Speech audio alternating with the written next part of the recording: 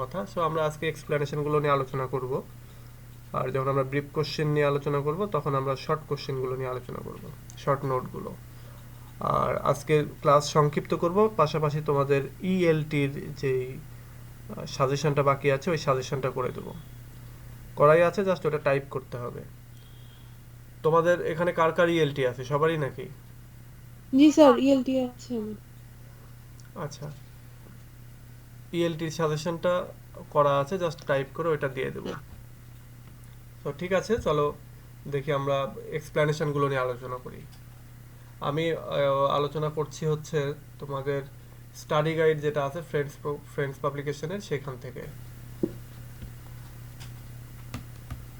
আচ্ছা, এখানে দেখো শুরুতে 1 নাম্বার যেই এক্সপ্লেনেশনটা, সেটা হচ্ছে yet it was the case nearly everywhere in the non-European world that the coming of the white man brought forth some sort of resistance. এই অংশ যেটা, সেটা নিয়ে আমরা আজকে আলোচনা করব। এই অংশটাতে যেটা মেইনলি বলা হচ্ছে, এখানে অথর যিনি রাইটার, তিনি এখানে হিস্টোরিক্যাল একটা ট্রুথ, সেই ট্রুথটা তিনি এখানে প্রকাশ করছেন। সেই ট্রুথটা হচ্ছে ইম্পেরিয়ালিজম এবং রেসিস্ট্যান্স একই সঙ্গে ঘটেছে অল ওভার দ্য ওয়ার্ল্ড, বিশেষ করে all over the third world যত যা আছে সব জায়গায়। আমি তোমাদেরকে যদি থার্ড ওয়ার্ল্ড বিষয়টা বুঝাই, আমরা অনেক সময় বলে থাকি না যে থার্ড ওয়ার্ল্ড কান্ট্রি, আমরা থার্ড ওয়ার্ল্ড কান্ট্রি, এটা হয়তো তোমরাও শুনেছো। চলো দেখি থার্ড ওয়ার্ল্ডের তোমাদের একটা ইয়ে দেখাই, থার্ড ওয়ার্ল্ড ম্যাপ। এখানে দেখো থার্ড ওয়ার্ল্ডের একটা ম্যাপ। সমসাময়িক সময়টাতে, অর্থাৎ ওই সময়টাতে বা ইভেন এখনও বলা যেতে পারে, এটাই হচ্ছে থার্ড ওয়ার্ল্ডের সবচেয়ে ভালো একটা ম্যাপ বোঝার জন্য। থার্ড ওয়ার্ল্ড কোন দেশগুলোকে বলা হচ্ছে একটু যদি খেয়াল করে দেখো, ফার্স্ট ওয়ার্ল্ড যাদেরকে বলা হচ্ছে, মানে হাইলি ডেভেলপড যে কান্ট্রিগুলো, সেগুলোকে বলা হচ্ছে ফার্স্ট ওয়ার্ল্ড। যেমন ইউএসএ, তারপরে কানাডা, এই দুটা। এদিকে এসে অস্ট্রেলিয়া, নিউজিল্যান্ড, এদিকে জাপান, কোরিয়া, এইদিকে এসে তোমার ইংল্যান্ড এবং ইউরোপের বেশ কিছু কান্ট্রি, বা এইদিকে যেমন তোমাদের তুরস্ক, এইগুলো রয়েছে। সেকেন্ড ওয়ার্ল্ড বলতে, অর্থাৎ তার চেয়ে লেস ডেভেলপড, সেগুলো হচ্ছে যে এখানে রাশিয়া, চীন বা অন্যান্য যারা রয়েছে তারা। আর থার্ড ওয়ার্ল্ড হচ্ছে এই লালগুলো, মানে দরিদ্র দেশ যে জায়গাগুলোতে, সেগুলো হচ্ছে থার্ড ওয়ার্ল্ড। এইটা এই কালচার, এটা আর্নল্ডের একটা থিওরি ছিল, থার্ড ওয়ার্ল্ডের যে থিওরিটা, সেই থিওরি অনুযায়ী সেই সময়টা, অর্থাৎ 1700 বা 1750 সালের দিকে আর কি, যেই থিওরি ছিল, বা আজ থেকে 200 বছর আগের যে থিওরি, সেই থিওরি অনুযায়ী এইটা ছিল থার্ড ওয়ার্ল্ডের যে বিষয়। বর্তমানে যদিও যেমন একটু চেঞ্জ হয়েছে, কারণ অনেক কিছুই তো এখন আরও অনেক বেশি ফার্স্ট ওয়ার্ল্ড হয়ে গেছে বা অনেক বেশি উন্নত হয়ে গেছে। তো একটু বর্তমানে যদি একটু আমরা বর্তমানের ইয়েটা যদি দেখি, একটু খেয়াল করি, তাহলে দেখো ফার্স্ট ওয়ার্ল্ড সবুজ এগুলো যেগুলো আছে সেগুলোই আছে, পাশাপাশি এই থার্ড ওয়ার্ল্ডের যে আইডিয়াটা, সেগুলো আগের মতো আছে, বাট ফার্স্ট ওয়ার্ল্ডের ক্ষেত্রে এখানে সংযুক্ত হয়েছে, যেমন এই আফ্রিকার কিছু কান্ট্রি সংযুক্ত হয়েছে, এরকম আর কি বোঝাচ্ছে। আরও সমসাময়িক যদি আমরা দেখি, তাহলে আরও দেখতে পাবো, যেমন এইখানে ফার্স্ট ওয়ার্ল্ডে যেমন সৌদি আরবিয়া, তারপরে কাতার বা আবুধাবি, এগুলো সব হচ্ছে ফার্স্ট ওয়ার্ল্ডে যুক্ত হয়ে গেছে, মানে এরা এখন ডেভেলপড। বা আফ্রিকার যে কিছু কান্ট্রি, সেগুলো ডেভেলপড হয়ে সেকেন্ড ওয়ার্ল্ডে চলে গেছে। ব্রাজিল, আর্জেন্টিনা, আর্জেন্টিনা না, ব্রাজিল, মেক্সিকো, এগুলো সব সেকেন্ড ওয়ার্ল্ডে চলে গেছে। বাট এইদিকে এই যে তাইওয়ান বা হচ্ছে মালয়েশিয়া, এগুলো সব সেকেন্ড ওয়ার্ল্ডে চলে গেছে। বাংলাদেশ এখনো থার্ড ওয়ার্ল্ডে আছে। আচ্ছা, এই হচ্ছে থার্ড ওয়ার্ল্ডের ধারণা। তাহলে এখন আমরা এই কোশ্চেনটা অনুযায়ী আমরা যেটা দেখব, সেটা হলো যে এই কোশ্চেন অনুযায়ী দেখব যে এখানে অথর তিনি এই লাইন দুটোতে যেটা একটা হিস্টোরিক্যাল ট্রুথ প্রকাশ করেছেন, যে ইম্পেরিয়ালিজম এবং রেসিস্ট্যান্স, অর্থাৎ সাম্রাজ্যবাদ এবং একই সঙ্গে সাম্রাজ্যবাদের এগেনিস্টে যে বাধা, এই দুইটা একই সঙ্গে ঘটেছে, সিমালটেনিয়াসলি ঘটেছে, এবং এটা ঘটেছে পুরো থার্ড ওয়ার্ল্ড জুড়েই, অর্থাৎ থার্ড ওয়ার্ল্ড যে কান্ট্রিগুলো সেইগুলোতে জুড়েই মূলত এই জিনিসগুলো ঘটেছে। সো এখানে এই যে রাইটিং, সেই রাইটিংয়ের শুরুতেই এডওয়ার্ড সেইড হাইলাইট করেছেন the cause that inspired the movement of colonization and in the overseas territories of the British Empire in the 18th, 19th and 20th century। অর্থাৎ তার যে বই এডওয়ার্ড সেইডের, এই বইটাতে তিনি শুরুতেই হাইলাইট করেছেন সেটা হচ্ছে যে থার্ড ওয়ার্ল্ড কান্ট্রি বা ব্রিটিশ এম্পায়ারের সাম্রাজ্যের যে টেরিটরির ভেতরে যে কান্ট্রিগুলো, এইগুলোতে ডিকলোনাইজেশনের যেই মুভমেন্ট, যে আন্দোলনটা, সেটা 1800, 1900 এবং 2000 মানে বিংশ শতাব্দীতে সেগুলো ঘটেছে, এবং সেগুলোর কিছু কারণ এখানে তিনি উল্লেখ করেছেন।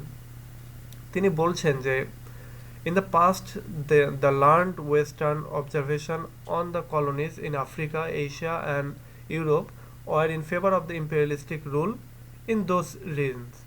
বলছে যে ওই রিজনগুলোতে, বিশেষ করে এই যে আফ্রিকা, এশিয়া এবং ইউরোপে শুরুর দিকে যত শিক্ষিত মানুষ বা যত শিক্ষিত বা আমরা যেটাকে বলছি ফার্স্ট ওয়ার্ল্ড, সবার একটা দৃষ্টিভঙ্গি ছিল এখানে পজিটিভ বা ইম্পেরিয়ালিস্টিকের পক্ষে তারা কথা বলেছেন, বা তাদের চিন্তাভাবনা এগুলো আউটলুক এই পক্ষে ছিল। It is historically proved that the imperialist discourses always viewed the world as divided between us and them। এটা হিস্টোরিক্যালি প্রমাণিত যে ইম্পেরিয়ালিস্ট এর যে চিন্তাভাবনা বা ইম্পেরিয়ালিস্টের যে মতবাদ যতগুলো রয়েছে, সব কিছুতেই বা সব ধরনের ইম্পেরিয়ালিজমের যে রাইটিংগুলো, সেগুলো সব কিছুতেই আলোচনা করা হয়েছে পৃথিবীটাকে দুইটা ভাগ করে। একটাতে বলা হয়েছে আস, অর্থাৎ আমাদের, আরেকটাতে বলা হয়েছে দেম, অর্থাৎ তাদের। দেম বলতে, আস বলতে যারা ইম্পেরিয়ালিস্ট ছিল তারা, অর্থাৎ শাসক শ্রেণী, এবং দেম বলতে যারা শোষিত বা যাদেরকে শাসন করা হয়েছে তাদেরকে। দ্য ওয়ার্ড আস, এই যে বলাই হচ্ছে, the word us refer to the white ইউরোপিয়ানসদেরকে রেফার করতো, এবং them mean the dominant natives of the colonies, এবং এই যে ডোমিনেন্ট যে নেটিভরা রয়েছে বা মানে যাদের দেশ আর কি, যারা স্বদেশী যারা রয়েছে তাদেরকে মূলত বলা হচ্ছে দেম দ্বারা। This was the general European effort to rule the distant lands, and their people, with the notion of their colonizer, had brought civilization to primitive and barbaric natives।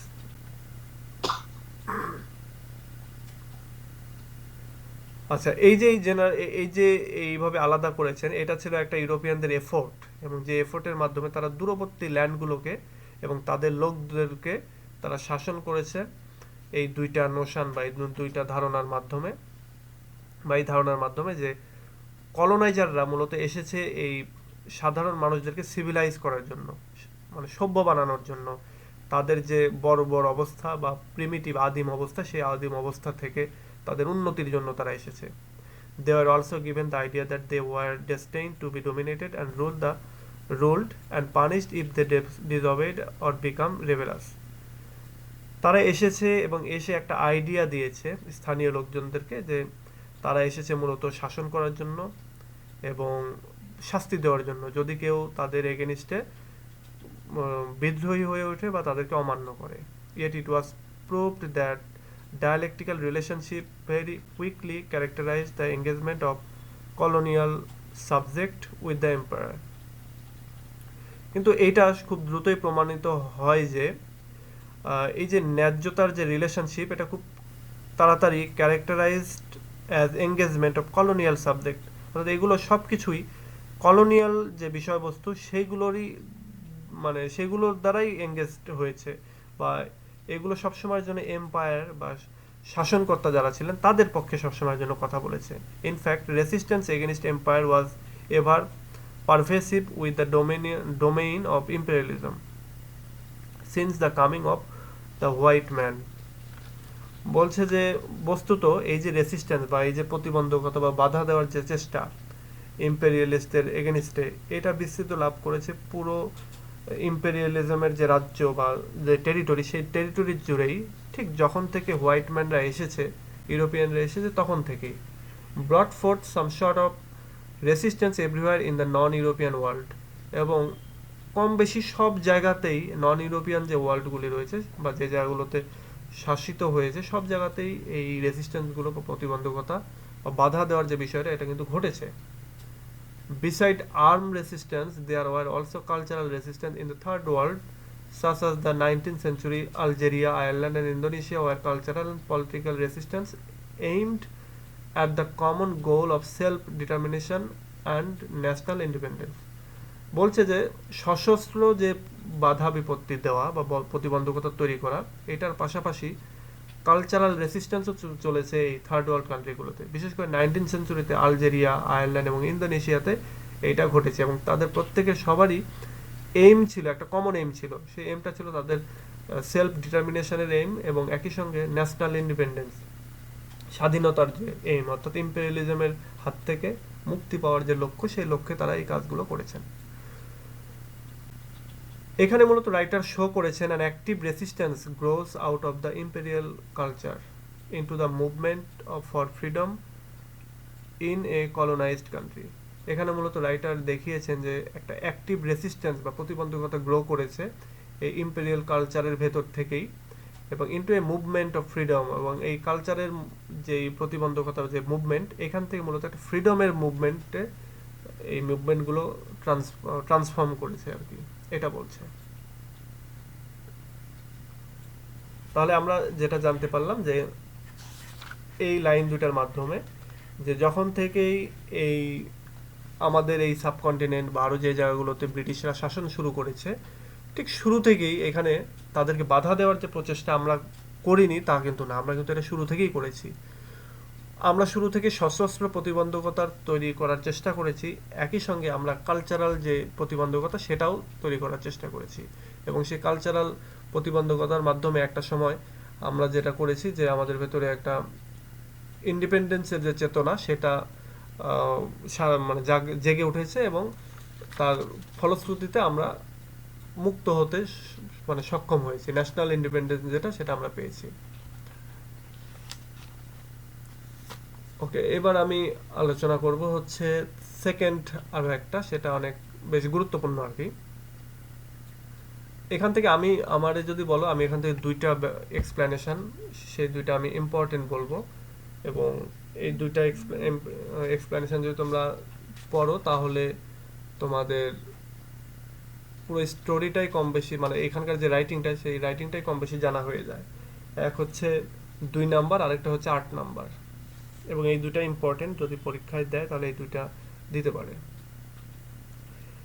এখানে দেখো এডওয়ার্ড সেইডের একটা কোটেশন, সেটা হচ্ছে as I use the word culture means two things in particular.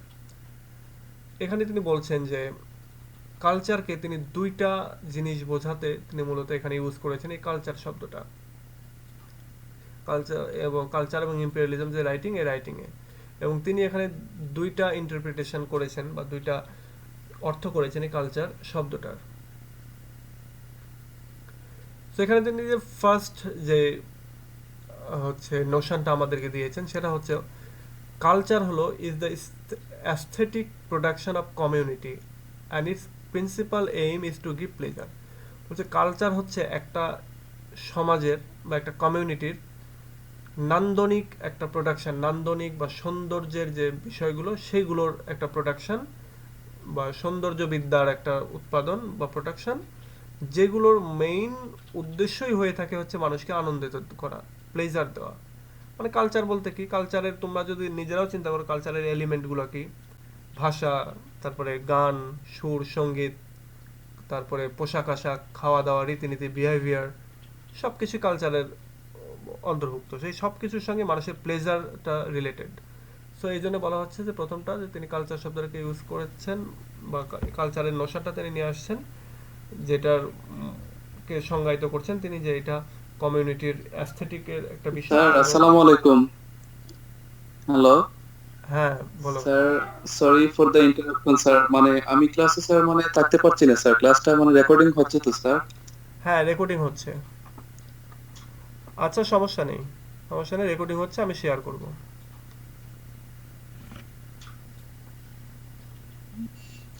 Hello. আচ্ছা, এরপরে দেখো এটা হচ্ছে একটা, এবং বলছে যে ইট ইনক্লুডস, অর্থাৎ এই যে কালচারটা কি কি ইনক্লুড করে, কালচারের ভিতরে কি কি থাকে। অল দ্য প্র্যাকটিসেস, সব ধরনের রিলিজিয়াস বা অন্যান্য যে প্র্যাকটিসগুলো সেগুলো থাকে। আর্টস অফ ডেসক্রিপশন, সব ধরনের আর্ট বা অন্যান্য যে জিনিসগুলো কলা কৌশলী বা কলার যে বিষয়গুলো সেগুলো থাকে। কমিউনিকেশন, মানুষের যে কমিউনিকেশনের ধরন, সেটা বিভিন্ন ধরনের ল্যাঙ্গুয়েজ, সেটা তোমার মানুষের মুখের ভাষা হতে পারে, বডি ল্যাঙ্গুয়েজ বা অন্যান্য বিহেভিয়ারের যে ল্যাঙ্গুয়েজগুলো সেগুলো। এরপরে থাকে হচ্ছে folklore, the knowledge of philology. Folklore হচ্ছে লোকসাহিত্য। এরপরে নলেজ অফ ফিলোলজি, ফিলোলজি হচ্ছে ভাষার যে জ্ঞান বা শব্দতত্ত্বের যে জ্ঞান সেইটা। সোশ্যালজি, সমাজবিজ্ঞান বা সমাজের যে ধারণা সেইটা। এবং লিটারেরি হিস্ট্রি, এবং সাহিত্যের যে হিস্ট্রি, সেগুলো সব কিছুই হচ্ছে কালচারের অন্তর্ভুক্ত। অথর এখানে এমফাসাইজ করেছেন the rise of narratives in regular literature. Regular লিটারেচারে এই যে ন্যারেটিভ বা ডেসক্রিপটিভের যে রাইজ বা উত্থান, প্রোজের যে উত্থান, সেগুলো তিনি এখানে এমফাসাইজ করেছেন, বা ক্রিটিসিজমের যে উত্থান। Narratives with their power than to narrate or to block, আচ্ছা এগুলোর দরকার নেই। এরপরে দেখো কালচারের যে সেকেন্ড যে নোশন বা সেকেন্ড যে ধারণা, সেটা বলছে যে the second notion of culture emerges out of an aggressive attitude to the nation or state, imposing the division between us, the colonizer, and them, the colonized, with the dislike of foreigner. বলতে second যে নোশনটা, যে আইডিয়াটা কালচারের, সেটা হচ্ছে এটা একটু aggressive attitude, এটা একটু মারমুখী একটা অ্যাটিটিউড, মানে টু দ্য নেশন। এবং এই ক্ষেত্রে স্টেট ইম্পোজ করে, দুইটা ডিভিশন করে আর কি, ইম্পোজের দুইটা ডিভিশনের যে ধারণা, সে ধারণাটা দেয় এই কালচারের ক্ষেত্রে। এক দিক দিয়ে বলে হচ্ছে আস, অর্থাৎ কলোনাইজার তারা নিজেদেরকে প্রকাশ করে, আরেকটা হচ্ছে দেম দিয়ে কলোনাইজড যারা, যাদেরকে শাসন করা হয় তাদেরকে প্রকাশ করে, এবং এইটার ফলে একটা ডিসলাইকের তৈরি হয়। অর্থাৎ ফরেনাররা নেটিভদেরকে ডিসলাইক করে এবং নেটিভরা ফরেনারদেরকে ডিসলাইক করে। In this sense culture is a source of identity or rather a combative one. এই দিক দিয়ে, এই সেন্সে কালচার হচ্ছে একটা আইডেন্টিটি, পরিচয় বহন করে, এবং একই সঙ্গে আবার এটা কম্ব্যাটিভ ওয়ান, অর্থাৎ যুদ্ধংদেহী যেটা বলা হয়, বা মারমুখী একটা অবস্থান। As seen in recent returns to culture and tradition, which is the formerly colonized world was known to have produced various types of religious and nationalist fundamentalism. বলছে এইটার রেজাল্ট হিসেবে আমরা যেটা দেখতে পাই যে বিভিন্ন ধরনের রিলিজিয়াস এবং ন্যাশনালিস্ট ফান্ডামেন্টালিজমের উদ্ভব ঘটে। ফান্ডামেন্টালিজম বলতে মৌলবাদী যে অবস্থা, সেই অবস্থার কথা বলা হচ্ছে, যে এই কম্ব্যাটিভ বা সেকেন্ড নোশনের কারণে অনেক ধরনের ফান্ডামেন্টালিজম বা মৌলবাদী তত্ত্বগুলো শুরু হয় এই সময়টাতে। Thus, culture is a sort of theater where various political and ideological causes engaged one another. So এদিক দিয়েই কালচার হচ্ছে একটা শর্ট থিয়েটার, একটা মানে নাটকের একটা অংশের মতো, যেখানে সব ধরনের বা বিভিন্ন ধরনের রাজনৈতিক এবং দার্শনিক বা আইডিওলজিক্যাল বিভিন্ন বিষয়গুলো এখানে একটা আরেকটার সাথে এঙ্গেজড হয়ে আছে, জড়িত হয়ে আছে। তাহলে আমরা এখানে যেটা দেখতে পাচ্ছি, concept sides concept of culture sometimes seems contradictory. কালচারের যে সেইডের যে নোশন বা সেইড কালচার বলতে যেটা বুঝেন, সেটা হচ্ছে একটু কন্ট্রাডিক্টরি, একটু আলাদা আর কি, বা বিরুদ্ধ একটা কনসেপ্ট তার। Because his own preference seems paradoxically, এক কথায় এই ইনএক্সোরেবলি এটা বাদ দাও, তোমরা প্যারাডক্সিক্যালি এটা রাখো। তার যে নিজস্ব যে পছন্দ, বিশেষ করে কালচারের বিষয়ে, বা তার যে নিজস্ব ডেফিনেশন, এটা একটা আরেকটার উল্টো আর কি, একটু প্যারাডক্সিক্যাল। এবং এখানে তিনি বলছেন যে drawn toward the high culture of the literary and artistic canon. এবং এখানে তিনি হাই কালচার এবং কালচারের যে লিটারারি যে আচ্ছা, এইটুকুও বাদ দাও, তোমরা জাস্ট এইটুকু, এইটার ভেতরে দুইটা ধারণাকে তোমরা ডেসক্রাইব করবে। এক হচ্ছে এডওয়ার্ড সেইড দুই ধরনের, মানে কালচারের শব্দটা দিয়ে দুইটা ধরনকে, কালচারের দুইটা দিককে তিনি এখানে প্রকাশ করেছেন বা আইডিয়াকে প্রকাশ করেছেন। একটা দিয়ে তিনি প্রকাশ করেছেন হচ্ছে কালচারের যে সৌন্দর্যের যে দিক, সেই বিষয়টা আলোচনা করেছেন, প্রকৃত অর্থে আমরা কালচার বলতে যেটা বুঝি বর্তমানে সেটা। আর আরেকটা জিনিসকে বুঝিয়েছেন যে সেই সময়টাতে কলোনাইজাররা এবং কলোনাইজড যারা, তারা নিজেদেরকে দুইভাবে প্রকাশ করতো, একটা ডিভিশন হয়েছে তাদের ভেতরে এই কালচারের মাধ্যমে, সেটা হচ্ছে আস এবং দেম এই শব্দ দুটোর দ্বারা। এবং এর ফলে যেটা হয়েছে যে তারা একদল আরেকদলকে ঘৃণা করত, এবং একটা সময় যেটা হয়েছে যে অনেক মৌলবাদী গ্রুপের উদ্ভব ঘটেছে এর মাধ্যমে। আচ্ছা, আজকে যেহেতু তোমাদের উপস্থিতি কম, সেহেতু আমি ক্লাসটা এখানেই মানে শেষ করি।